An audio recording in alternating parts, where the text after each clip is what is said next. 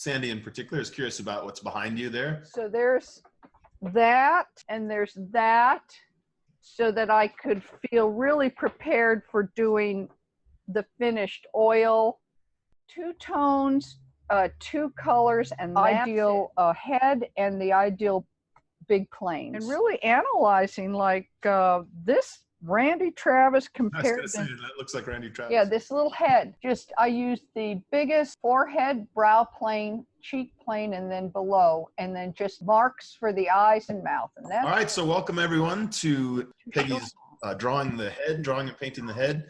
Some demonstrations. Hi, everyone. Hey, thanks everyone for joining me. So when I start with the ideal placement for the figure, I do the same thing with the head, and then I adjust those locations for the individual. The top of the head, very top of the head, just like here. Ideal placement for the eyes. Now, when it comes to the individual, halfway from the top to the bottom of the chin, halfway mark your eyes. Divide that in half, and that's not, they may have a long, so here's a Diebenkorn that I just took this off the internet. This is where I see the most common error. What I do to place the mouth, take this bottom third, okay, so you've divided the head, top lip rests on that line. Next thing, drawing a head, really important are the axes. Yeah, I took 2 extremes, and you won't even see that until you use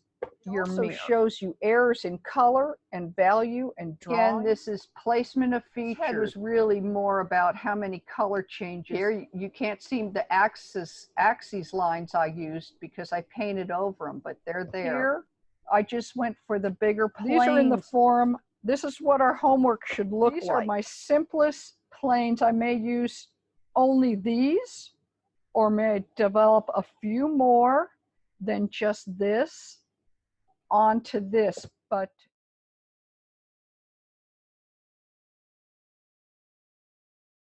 so Peggy, maybe say something about how you determine the axis. So these are the axes. So where the eyes are, you know, that center line. This is the way you find, you know, a lot of people seem to have trouble drawing. That's a terrifying thought, isn't it?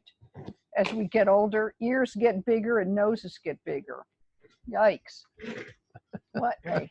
Not you though, sweetheart. Not me. Use your axes and rotate it around like the globe. You can see how, look how it does. Looks a tad high to me. I go, oh, that looks right here. But when I look in the mirror, I go, nope, that eye's a tad high. So I would have to adjust that just enough to bother me. And that's better placement. So get about the corner of the nose. Guideline. So I'm just going to hold it up, look at it backwards, and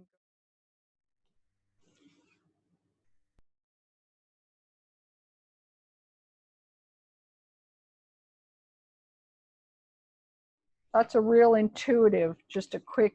There's that center axis, right? The one that goes the horizontal line. Features on those ideal proportions or adjusting them per individual. Brow plane.